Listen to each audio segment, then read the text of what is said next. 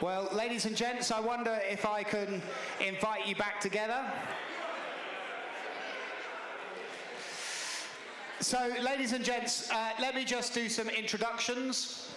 So we've had the wonderful privilege of Alan's company and input and wisdom. Lots of us will know Alan. Simon introduced him earlier on. Let me introduce you to Isabella. So lots of us will know Isabella, but if you don't, you really should. So yeah, there you go. Show some love for Isabella. That's great. We'll see in a minute, Josh, if you get more love or not. So Isabella, she's a church planter, she's an encourager, she's a thinker, she's an academic. She's planting churches in all sorts of different ways and different spaces.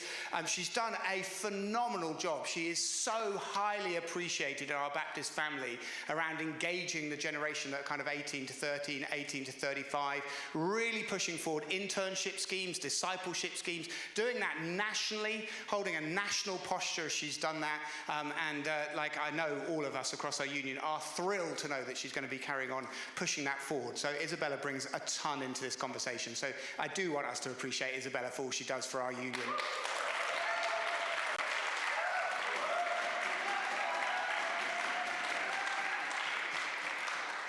And this is Josh. No.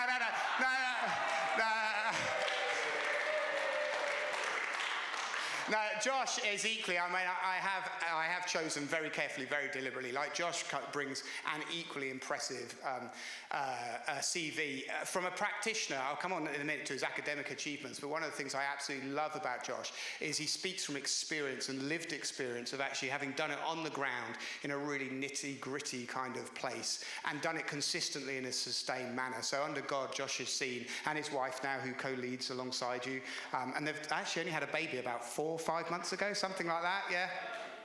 So, yeah, you should clap for Rachel, his wife, not for Josh on that one. But no, I kind of went to plant a church on an estate here, on the edge of London here, discovered actually what God has called him to was a revitalization scheme, seen that church just swell in all sorts of creative ways of people who have met Jesus and engaged in Jesus, in a context and community, in a people group that we're not seeing God move that well. So what historically might be called like a working class kind of context and background. And the church has really grown, now exploring like a scattered model. London Baptists here locally, very wisely and sensibly, got hold of him. So alongside still leading the church, he's now regional minister for London Baptist, which is, 3 people think that's good. And Josh as well is in the midst of a doctorate. So he's working very hard, particularly researching and looking into what does it mean to raise diverse leadership that perhaps is not white middle class male and dresses like they're from Marks and Spencer's, right? But actually is much, much broader than that. So can we hear it for Josh as well,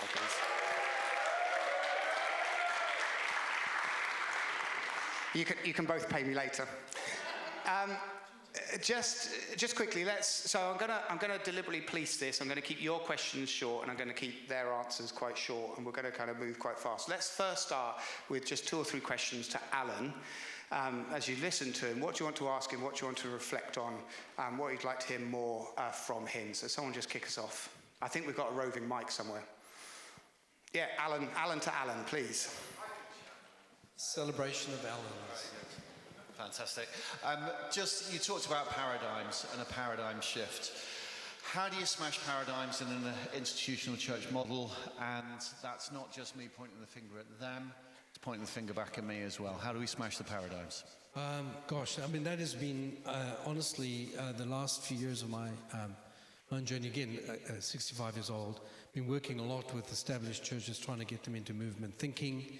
The issue clearly is paradigm, but it's the hidden assumptions. We love the idea of movement because it kind of promises city-wide change or regional change at scale. But you can't get there with what got us here. You won't get there without what got us here. So we've developed, this is a metanoia journey. Me grappling with this idea of, how do you get to that paradigm? Prior to this, we did a lot of stuff regarding design thinking, which is about kind of front-loading the organization towards movement. But what we didn't have was the unlearning experience, that collective. So the thing is, in the scriptures, metanoia is not just individual. It's largely addressed to groups, actually. So Israel as a whole is called to repent. Well, how's that happen? I mean, for us, we think individually, and then, of course, the 7 churches, all of them called to repent except one. If they don't, Jesus is going to come take their lights out, and that's kind of roughly a translation. But to remove their lampstand. So we've now developed a process, and you'll get the copy of the book. I've sent it around to Simon. He's going to send it to everyone, called Metanoia, which actually, the first half, classically with me, theoretical frames, unlearning, all that stuff, mind of Christ. And then the second half is all the practical journey, which hopefully can be really helpful to you. But it's taking it on a wicked problem, unravel, feel kind of, the feeling of the loss of something, going on a search for different alternatives, doing it together, becoming aware of the problem, etc., etc. There's all kinds of tools and resources along the way. And at last, we found, I think, a tool that gets to the paradigm issue, to do it together, yeah. Great, that's fantastic. Yeah, please, Phil.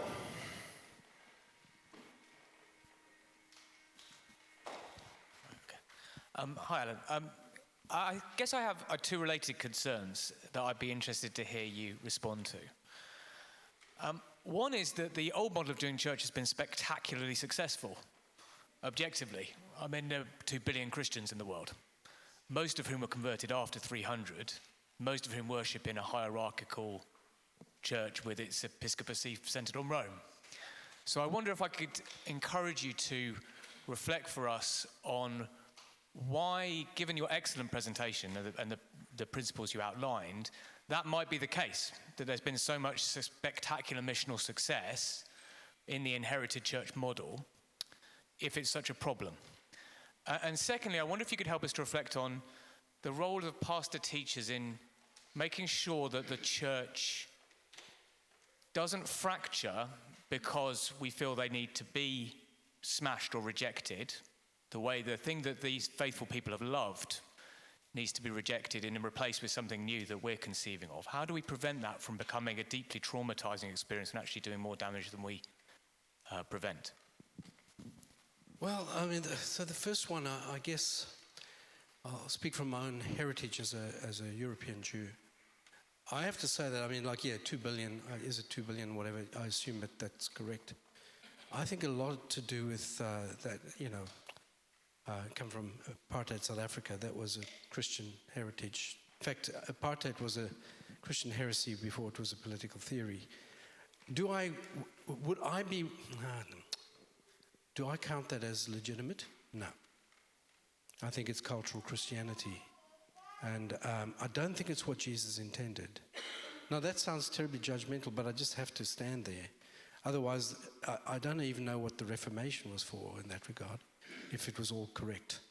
And I think in the Reformation there's much to learn too. I think we've got stuck in the moment there too.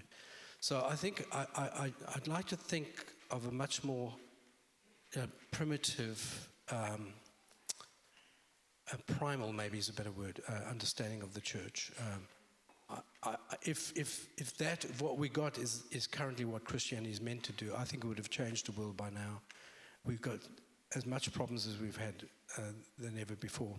And it seems like, in terms of forgotten ways, I think the church seemed to be much more closer to what Jesus intended at year 300, but prior to the Constantinian contract, which changed our understanding of the church.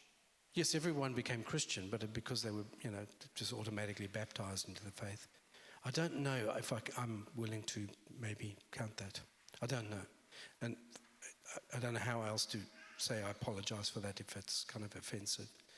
The second one is I think, an absolute good question and easier to address, because I don't think you want to take the shepherd teacher out. You can't do without them. But I think we have, in the case of a church that is over-dominated, particularly by teachers, in spite of the fact that we use the word pastor, much of our training is really more theological, church, history, linguistics, all that stuff. It's much more teachers' kind of profile. And so you have what in 5Q we use this idea of precocious church. And a precocious, on the long answer. You're going to slap me down very quickly. Yeah. Precocious church. If I asked in America, if you ask the APES, what is, maybe broad evangelical, give me what is the strength that they have got. Most people would say T, because of pulpit or theology and all that stuff, Presbyterian, Baptist. So everyone agrees with that. So what's number 2? Well, is it Shepherd? No, I don't know. Your local Southern Baptist is not known for the most caring community on earth, so I don't even think it's there. But I'm going to give it like 2 out of 5, and then evangelism 2 out of 5 because they do it, but it's still done in a very one-dimensional form. They verily sucketh at profit because they don't even believe in it. They do some church planting, so I'll give them something on the area of apostolic. The answer, I'd say back to, how, if you're a precocious T church, overdeveloped T, what's the answer to all your problems? More teaching, another sermon series and all that. Will that solve your problems? No, you're about as good as it as you're going to get. You've got 5 out of 5. So what you have to do to become better is to integrate the other functions in there. Not take this one out, but actually find some proportion, because we need each other to be ourselves. And this counterbalancing force is the 5 properly related to each other bring the full-blooded intelligence into the body of Christ. So again, the Lord of the long answer. No, that's great. APEST, obviously, likely if you come for a day with Alan Hirsch and you knew who Alan Hirsch was, you're probably familiar with APEST, but I recognise it's only one of a number of biblical models of diverse leadership gifting. I want to come to a question to you, Josh, if I can, because I know you've thought a lot about team and stuff.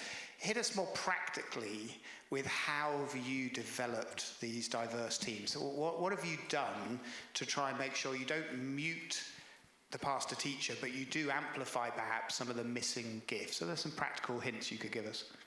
Yeah, I think even more fundamentally than that, when you're in a small church, a small traditional church, where everyone is just overwhelmed with charity compliance, where do you find the prophetic voice or the evangelist? And actually, one of the things that we did with that is to do a bit of role play, an idea stolen from Alan, to be fair, so you should have just asked him the question. Actually sitting in a room and going, what would the apostolic voice say into this situation? What would the prophetic voice? And deliberately putting ourselves in, kind of using the Edward de Bono's thinking hats and using that as a paradigm and going, how do we bring that about? So I think that was a key thing. I think our Baptist witness has a lot to offer in that as well, of we believe in discerning the mind of Christ. We believe in every member ministry, and that takes a deliberately slow pace of deliberation and listening, and it involves spiritual practices of quietness and listening to the other and making space for the other. And I think if, as you're doing that, you have that paradigm of different gifts representing something of Jesus, I think that's really helpful. I think probably the third part, so it's, using it as a framework for how you think and being very deliberate with that, being quiet and making that space. I think also just reflecting in yourself and going, again, another Alanism, if I want to be more Christ-like and I'm not naturally very evangelistic, then I need to go and tell some people about Jesus. If I want to be more Christ-like and maybe I'm not pastoral, I'm a bit more of a, cup smasher, then I need to learn some gentleness and love, and actually stepping into all of those gifts and taking that as part of our discipleship, stepping into those, into all of those. I think that's what we've done practically. No, that's great. So I've got a question for you, Isabella, if I can, because I want to draw on your church planting experience, which is quite significant, actually. And then after that, I'm going to ask one of the tables that talked about discipleship, someone just to share feedback, and someone who talked about local mission. So I'm just giving heads up. 2 people take the initiative, someone who reflected on the discipleship thing and someone on local mission. And we'll get Isabella, it was a question someone asked me. I didn't know the answer, so I'm going to ask you. Okay.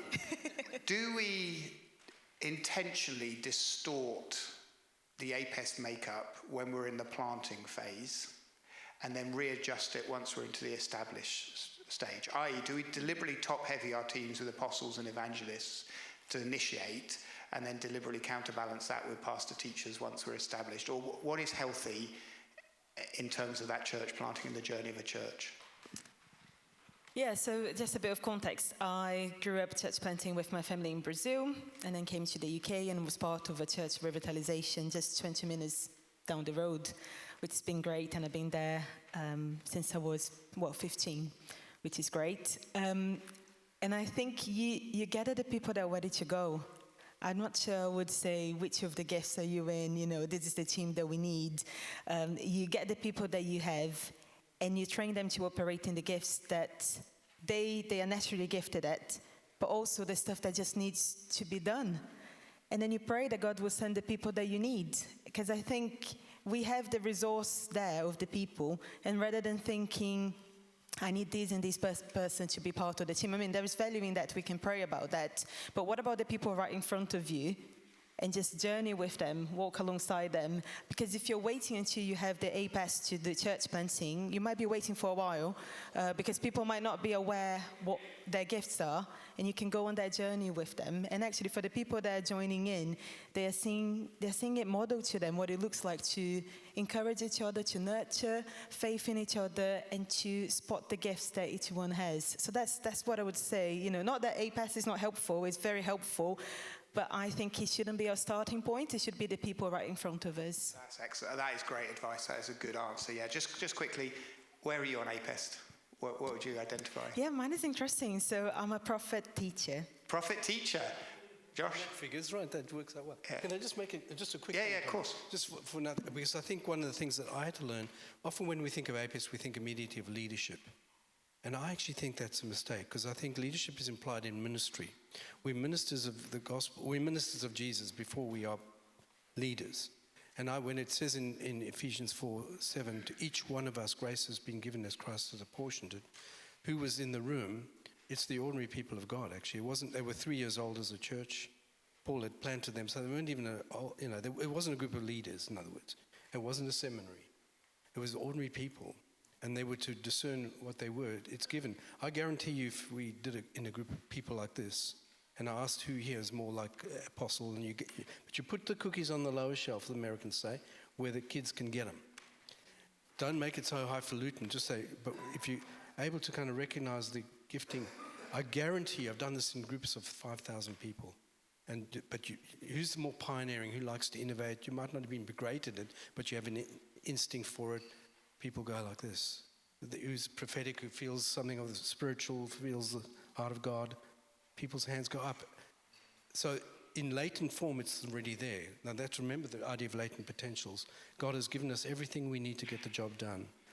It's already there. We just have to name it and have pathways of development. But let's do that little experiment that Alan's just alluded to. So latent potential in you, not fully developed. You're not swinging from the rafters with anything, but you feel it's kind of there. So just as examples, Isabella, prophet teacher. Josh, what would you say you were? Say apostolic prophetic. Apostolic prophetic. What would you be? Yeah, I'm very confused at the moment. I'm an apostle teacher. But then, at the moment, the prophets kicked everything out of gear. Right, so I've now got a call in the American church primarily, so it's a different ballgame. Which also suggests these things can evolve and shift and change and all the rest of it. So just take a minute, be brave. No one's going to count, Close your eyes. Who latently that apostolic, starting new things, new structures, new places, stuff like that. Whoa, that's a lot of us. Brilliant. There is hope. Excellent. Who's prophet? You see things that other people can't see, and you say things no one else would dare say. Yeah, few prophet. You can obviously have more than one of these. You can't have all five because that's Jesus. Evangelist, latent. You're there. Great. Amen. Fantastic. The shepherd, pastory, nurturing, kind of caring. Yeah, that's interesting. That less pastoring gifts in this space right now. And teachers, educators, informers, that's interesting, isn't it? Great. All in the room. Great, yeah, we're all there. Someone reflect the conversation you had around reproducing discipleship. So just grab the mic and tell us what you talked about for a minute or two. Who is in one of those groups? There you go. Phil's happy to do it at the front here. And who's going to do the local movement? Let's just who is in a local movement group? Happy to talk about that. Yeah, exactly. I'm looking around. Mark, is that your hand up? Right, we'll come to you in a sec, Mark. Phil and then Mark. Great, thanks, Phil. So our blue hat ideas, we dreamed of 100% of the church being confident to tell people they were Christian, telling a Jesus story and praying, of people becoming more like Jesus, and of a church that meets holistic needs. And then the others were kind of fitting into that. And then the things that really got us excited were different models of evangelism that acknowledge the weaknesses people feel. That we had a particular sense that people feel anxious and afraid when they, you go to your friend and say, there are two ways to live and the way you're going is bad, right? Really bad. Let me tell you how bad it's going to get. But actually, if we encouraged and trained people to tell stories of them and Jesus or what they love about church and then invite them to come to the church, that would really help developing a kind of reproductive culture. And intentional structures to produce saints, not simply to know more. We wanted structures in the church geared towards transformation rather than information. And then practically, we were seized by the idea that it was kind of a combination of small changes, rather than being, I like the idea of paradigm shift in the background, but you don't just burn the church down and say, now we're meeting in a field. You make small changes to how you, for example, apply a sermon, structure life groups, that kind of thing. And that we wanted to integrate church activities so that they were all geared towards a common end. So you didn't have the sermon operating in a separate silo from evangelism operating in a separate silo from home groups. They were all integrated towards the same thing. Leadership opportunities. We wanted a culture where there were people being given a chance to lead in low pressure situations so they got a taste for it. And we wanted it to become organic to go out so that people would start to do it intuitively rather than just generically. And then our obstacles, we didn't know where to start. We thought we would struggle to communicate the need for this and the vision for it. I guess that's something that I would be interested in hearing reflection on, actually, about the role of a teacher in promoting culture change. And how to take people with us, which I guess Alan sort of reflects on. Super, super helpful. I would just reflect, just if I may as well, you don't always have to tell people you're changing something. You can change it, and then when it's better, tell people you did it.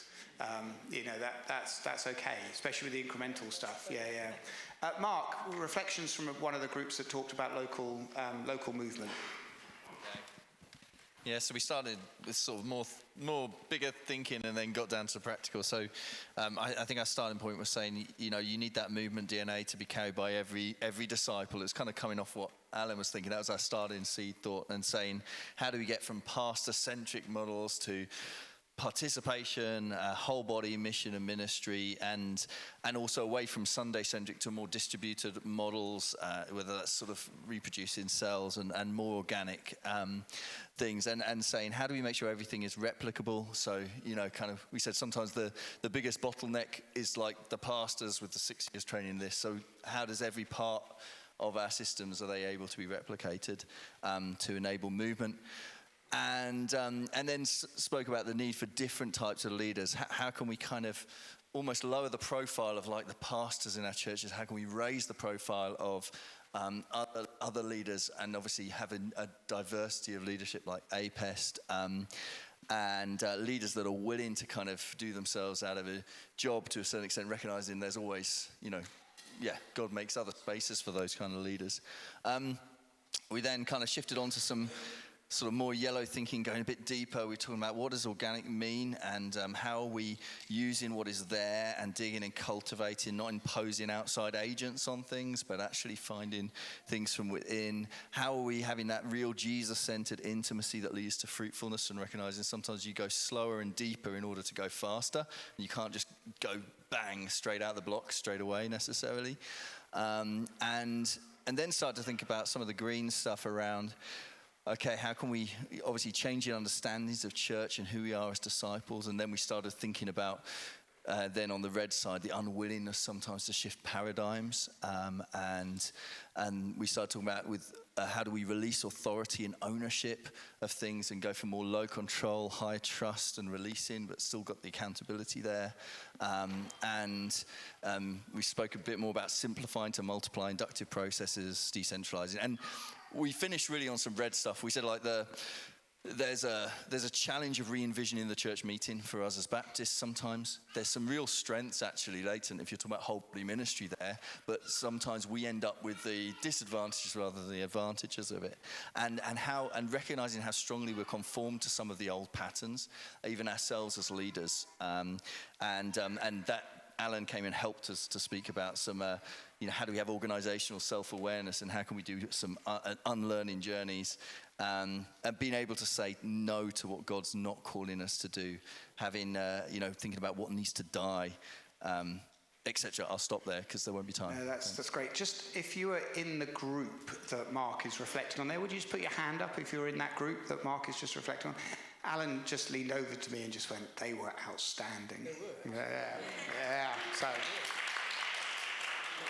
gold star. Let's have some more questions for Alan. I particularly want to ask that some women will ask questions. I don't think we've had any, so I just want to make sure that space is wide open. Also, I notice wonderfully today we've got a handful of those who are exploring what pioneering or planting might be in your 20s, early 20s. I catch Jordan's eye here. It's fantastic to have Jordan here exploring that. There's 3 or 4 others. So again, I want to make sure there's space if you've got a question for Alan and you're just on that emerging, coming through the discernment stage, there's space for you. But maybe there's a couple of ladies who just want to ask a question that we've not heard from. Would be great.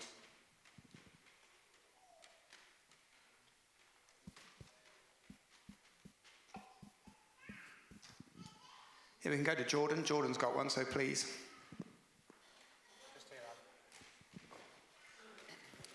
Hello. So I was thinking about more like church planting and pioneering. So what kind of strategies might fit in the UK in general? Like, are you targeting like some kind of specific groups, like age or gender or ethnicity, or just general, like everyone you see, like, or anyone you see, like how is this can be brought into practice, in a practical way?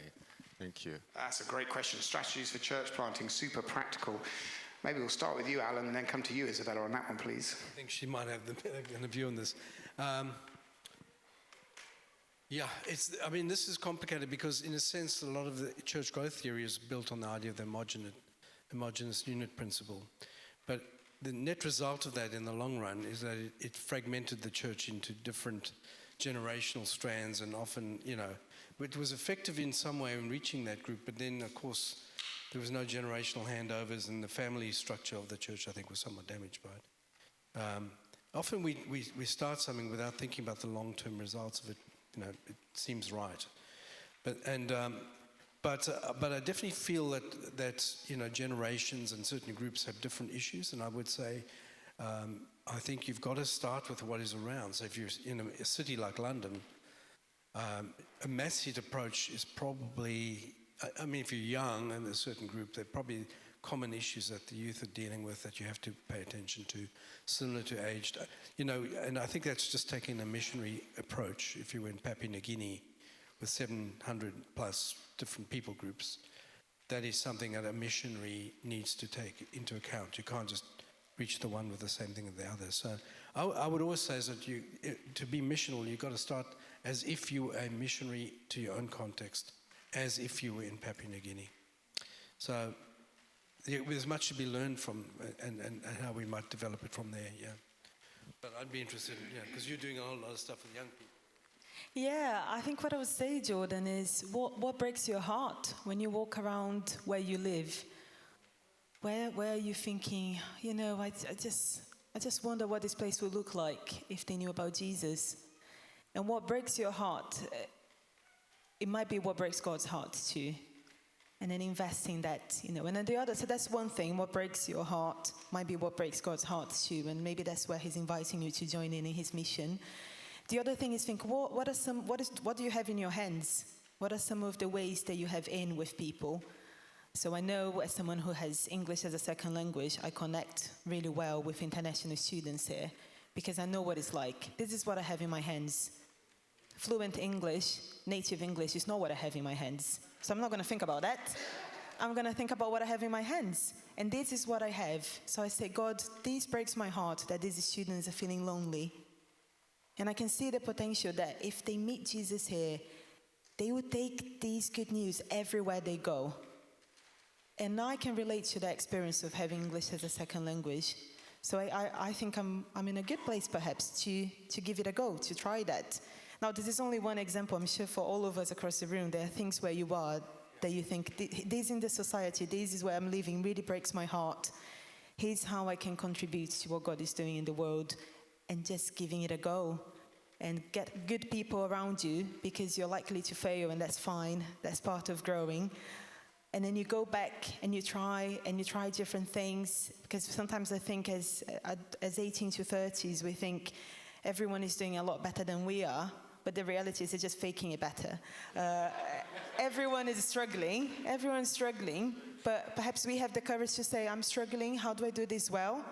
And when you do that, you get closer and closer to finding something that really works for your community. But if you stop before that, you may stop one attempt before you actually hit that spot where people feel really connected and where they're finding life in Jesus, because ultimately that's what we want to see. So that's what I would say. Lovely. Jordan, can I ask where you're from? Where do you live? Bristol. So that's WebNet. So Andy, right behind you there. So Andy's the new team leader. He's got loads of money, loads of experience. That helps. So Andy, have you got a pen? Have you got a pen, Andy? Yeah. Can you write your phone number right now? Can you write it on a piece of paper? Yeah. Right now. Lindsay, can you check? Oh, Lindsay. Great, excellent. Lindsay and Jordan, Lindsay leads like in church planting there in WebNet, so that's amazing. That's amazing. Some more questions for Alan. Yes, please. I don't know your name. I'm terribly sorry. Fran. Can we hear from Fran, please? Hi. We've been talking a lot about church planting, and a church plant always starts small. And yet, until sort of the latest Bible Society thing that came out about people coming to faith recently, but the overarching narrative has been of churches getting smaller and in decline. But actually, they're not getting smaller because there's more small churches growing. How do we push back against this overarching narrative of decline that can make the church plants feel, useless, and the old churches are declining feel useless? How can we push back against that? I wonder, Alan, can... Say again?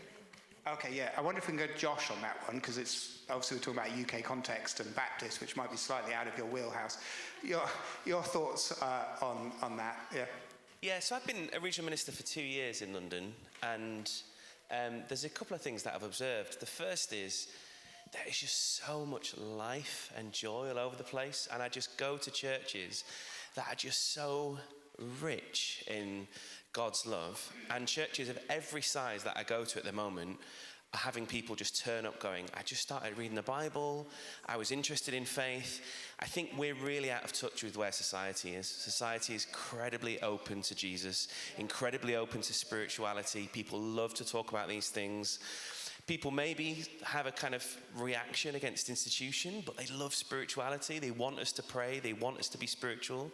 And the thing in that is I feel like there have been lots of writers who've spoke about the church being in exile. And my big thought is I don't think that's the right metaphor, because we're not trying to return to something that was before. I actually think the church is in Exodus, and that we're on the edge of something new. And I think the image of Exodus is more helpful, because the people of God are they are wandering about in the desert and they're having to navigate, but God is providing miraculously, and there's incredible things happening, and there's water coming from the rock, and there's pillars of fire and cloud, and that's my experience. Often very small scale, often one or two people. I've got a church that I'm helping at the moment of about 15 people, and I'm doing a baptism service for them next month because they're in vacancy, of 15 Iranians.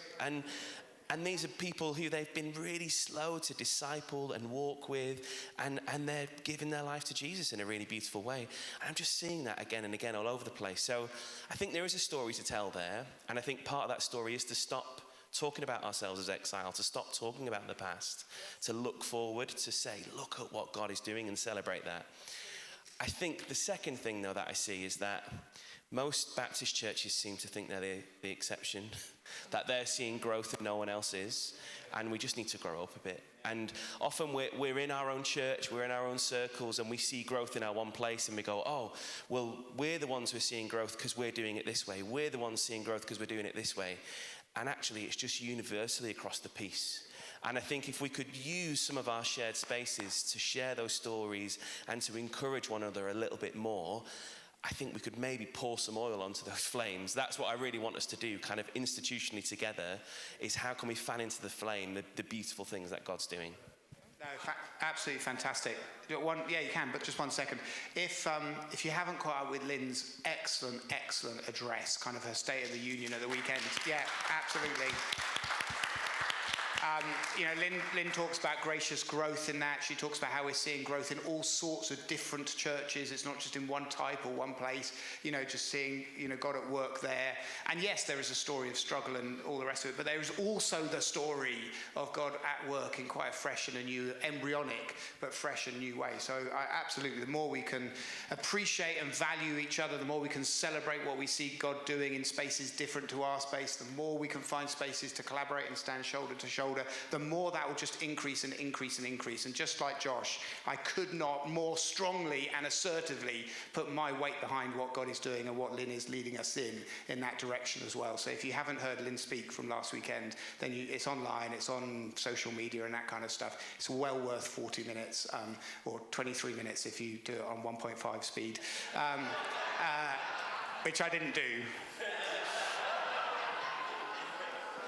My slightly, I can sometimes posture a bit energetically, and I knew I'd gone too far when I noticed I was in a hotel one night. I wanted to just wind down after a busy day and all the rest of it. So I watched a film on 1.5 speed, because I didn't have enough time to watch it at slow speed, but I wanted to relax. So I just watched it quickly.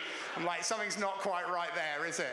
So, actually, Phil, I'm going to move on if that's all right, because I'm just super aware of the time. I think we've got time for maybe 2 more questions to Alan or to Isabella or to Josh. Chrissy, please. We've got someone after Chrissy who'd like, and Pete and Nathan. Oh, no, we'll go to Lindsay. We'll go Chrissy and then Lindsay. Because I don't know Chrissy's names. over here. Sorry, I'm totally Thank confusing you because you probably don't know who Chrissy is. But it's lovely to meet you, Chrissy. We're going to go Chrissy and we're going to go Lindsay, and then Pete and Nathan. I think we've just squeezed the time, if that's all right. So we're going to go Chrissy and then Lindsay. Alan, one of the things you talked about for movements was the importance of having clarity around what we mean by being a disciple and making disciples. I think if you asked every minister in this room, everyone would agree, oh yes, we want to do discipleship. So I don't think anyone would disagree, but clearly we must be missing some key ingredient if we're not seeing, we're maybe missing the other 5, I don't know. But I guess I'm interested to know, in your work and in your observation, have you found an aspect of discipleship that as churches we're not quite doing right? Okay, so I'll just say, refer to my experience has been largely in the last X amount of years in North America. Of course, the Australian church, which isn't, we also got some of these little glimmers, but nothing like you guys, which I think is so exciting. My concern, just by the way, I would simply say, remember what happened to the Jesus movement, which was even more phenomenal. Millions of people. They ended up going just to church. So I just would say, be careful of them just coming to church and getting churched, because that it could be highly problematic. I'm just saying, but it's a wonderful thing to celebrate. But missional is good. Actually, I have found that churches, while they use the word discipleship, don't really have a clear definition, and then have no ways in actually building that into the fabric of the church itself. But what we have learned is, and I think there has been some stuff here in the UK as well, but in creating a rule of life, rhythms and practices, not just having core values. You go into church and they say, we believe in prayer. Well, of course you do, but do you pray? No, we don't pray so much, but we believe in it. Because we creedal, we call people to believe certain ideas. But what you will take the core value and put it embodied in a practice equals, you can find a practice of that and then call people to gather around the common practice. And you put that right at the core of everything, DNA. And that really, it becomes a rhythm and a pattern that begins to shape the life. So in other words, it's discipling people, but also discipling the whole organization that way. But being, again, very deliberate about creating a rule of life. And you can be developed over years, you can change some things. But, I think, there's some really interesting things happening there where you're getting whole churches engaging common rules of life. And I think that's rich. And I think that's, don't make it so hard that, it's like, but don't make it so easy, it's just attendance. So finding that kind of rhythm. And I would say, don't just make it church-based affairs. Redeem all the structures of life like eating, playing, where those become actually part of our pattern of life. And bring the party. I know a church that says they bring the party to everyone. So whenever there's a gathering in the town, they literally bring the party with the wine and everything as they come, and they make the party happen, and they really have a huge impact upon the areas. So rule of life, common, and there's lots of stuff in history that we can learn from in that. Great. We're going to go to Lindsay as the last question in just a sec. The mic's coming your way. And then I'm going to ask, just for a couple of minutes, you to turn to someone near you and answer the question, what is the one thing you're going to take away from today that you need to do? What's the one thing you're going to take away from today need to do? So we're going to hear from Lindsay. Alan's going to answer. Then Josh and Isabella are going to answer the one thing you're going to do. So start thinking, and then a few minutes, and then we've got a last word from Alan before we finish at 3:30. So, Lindsay, please. Hi, I'm Lindsay. I'm actually in a church planting small network that's starting to multiply at the moment, and we're trying to be low control, high trust. What are some of the means that you found really effective in helping guard that culture whilst protecting against false teaching that could end up being destructive? We've got somebody at the moment who's sort of coming in with some interesting stuff around prosperity gospel, name it, claim it, you will be healed if you believe it, and expecting to lead a group. So it's just thinking through some of those things that could be helpful for a lot of us, actually. This is going to be a slightly indirect approach to it, but it's very useful because a lot of people we were worried about what was happening in China, so the underground church, because it lost all the structures and all that stuff. And we were worried about the persecution, so we didn't know what was going on there. And then, of course, when the bamboo curtain went up, people went in, started engaging in the Bible.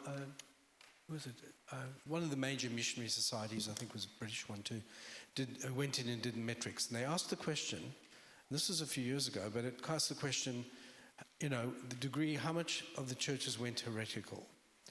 And they discovered a heresy being a fundamental distortion of faith.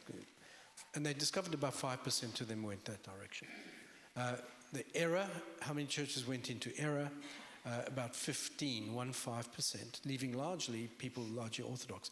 And what it mean to Orthodox, they didn't have a huge long creeds and all that, but it's Jesus Lord, build that out somewhat, In actual fact, most of the communities, even though they were underground and scattered and had no headquarters and seminaries, were actually able to maintain integrity. The question we asked at the same time, and this was actually Church of England. You can have a laugh at them. At the time, they did research in the West of the bishops of the Church of England, how many of them believed in the resurrection. About a third of them didn't believe in the resurrection. And so we say, well, in the West, with all the centralized structures and all that stuff, we actually had, a lot more heresy, because if the center goes wrong, it infects everything else. Error, I don't know. We can take a guess at that, but it was, I guess, higher than 15%. We got all these those people coming into your church. And then, of course, Orthodox, I don't know. I don't know the scale on that, but I do know that organic systems your body is good like this. If your body is producing cancer cells all the time, right now, but what happens is that your body knows what it's doing, and it surrounds it. It has a way of recognizing. It might impact a few others, but your body has natural capacities to isolate it. And it's amazing that, with Jesus Lord, if he's Lord of his church, he knows how to look after us. So there will be people like that. But you're interesting, if you've got real disciples, they'll know how to close in on that. And I would say content matters. You have got the APEST. This is given to the system, and then you have teachers there to actually help out in that regard, because it's part of the system of it. Again, indirect, don't think I got straight to it, but I think it's somewhere in the mix of actually trusting the Lord, and the Spirit is able to guide us into all truth if we focus it properly. Great, marvellous, marvellous. So, really helpful. Who's first? Isabella? The whole day, not just the last thing Alan said. By the way, lots of regional ministers believe in the resurrection. I think we're safe. All of them, I hope. Do you, Josh? Do I? Yes, I do. That's 100% of this survey of regional ministers. Isabella, what's the one thing you're taking away from the day that you're going to do? Like, I love what you shared about simplifying in order to multiply. And I think I just need to let some of my leaders know that they can just do it. Yeah, great. So permission-giving culture, they don't need to learn more. They can just go for it and do it in the way that fits them best, really, and the people that they're trying to reach. So making things simple is what I'm going to try and do. Great, thanks. Josh? It's probably a bit of a question, really, in that I'm thinking particularly about the paradigm shift that I feel like we've been able to successfully do at a church level, but how does that look for us as London Baptists, for those of us in the room? How do we make that paradigm shift? I think part locally, we realise that people sometimes find it easier to invest in change if they see it. And I'm just processing that and going, how do we show across our churches what it looks like when you put discipleship at the heart of your culture, when you put APEST at the heart of your church, and go from there? Fantastic. So remember, we're bringing the worlds of evangelism and church planting, movement and multiplication, smashing them together. What's the one thing you're going to do? You've got 2 minutes. Turn to someone near you. What's the one thing you're going to do from this day? And then 2 minutes, Alan will close us off.